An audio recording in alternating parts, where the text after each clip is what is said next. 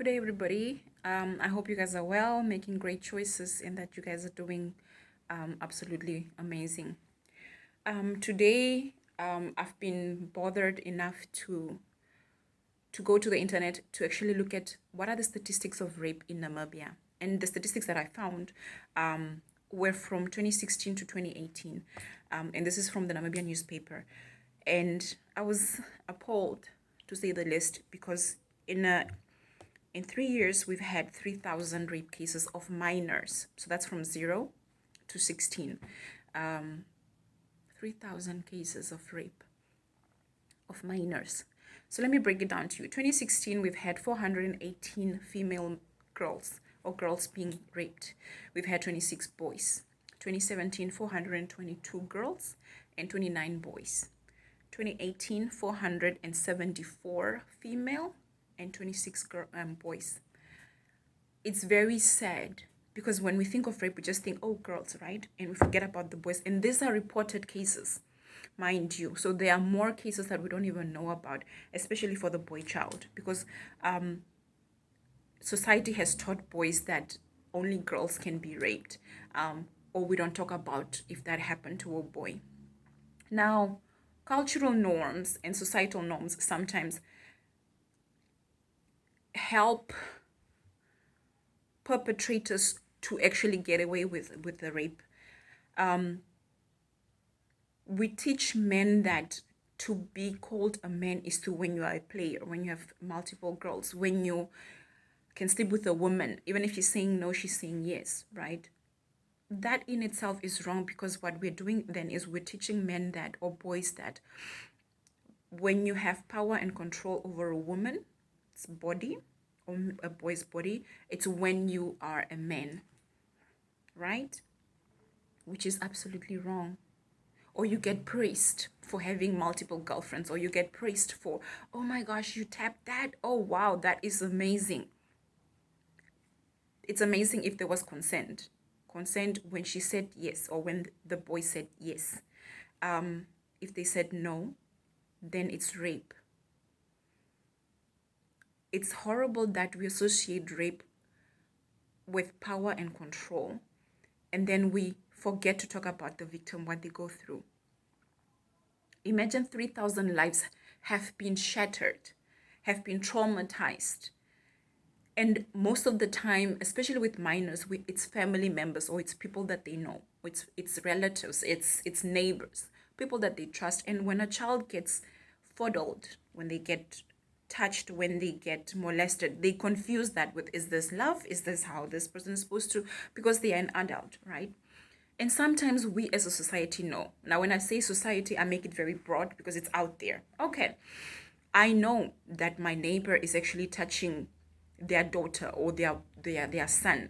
I know that that neighbor, when every time he sees that girl, he looks at her weird. I have a gut feeling, right?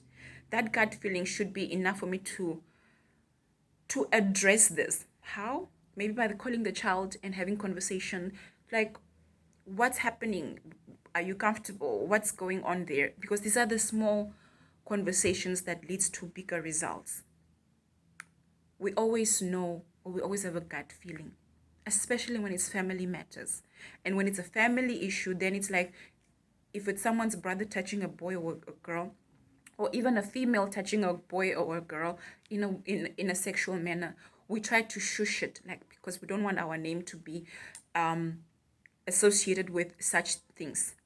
You just get told you are a bad person, don't do that. And the girl or the boy is just told, it's okay, you're gonna be fine. And then no traumatic counseling is done with this person. And we expect them to just be okay. Rape creates the worst experience ever, because the victim always thinks that it was their fault. They always re-victimized. They're always traumatized again, because they just associate, anybody can take my body from me. I don't have control over it. Rape is one of those cases where your body is used against you. If you speak up, then you are judged. It takes a community to raise a child. Thus, it takes a community to heal a child. when we are quiet about gut feelings, when we know someone has been funny with kids, when we see people with kids and you're like, and you don't follow up, I am allowing for this child to be abused. I'm not saying go to the radio, I'm not saying go to the TV, I'm not saying come on social media. I'm saying when you have a gut feeling, try and address it in a friendly manner if you have to. Then people know like, oh, okay, Mashallah is a bit nosy. What's up?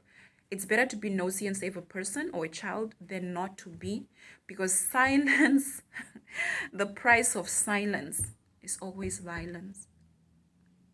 And we have to start having these conversations in our homes.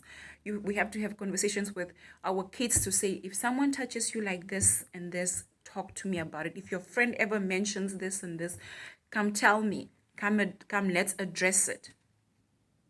If the child doesn't know how to open up with anybody who's an adult, because already they have a distortion of who they think an adult is, especially if they've been sexually assaulted, then we've lost a citizen. Let's be parents, let's be a community that cares, let's be trauma informed, let's be rape informed. Let's speak up and not shush things away, especially if it's in our families. We have people who take advantage of kids in our families. We need to start having these conversations, because we can find help for them and we can find help for the victims as well. So let's please speak up and let's say no to rape.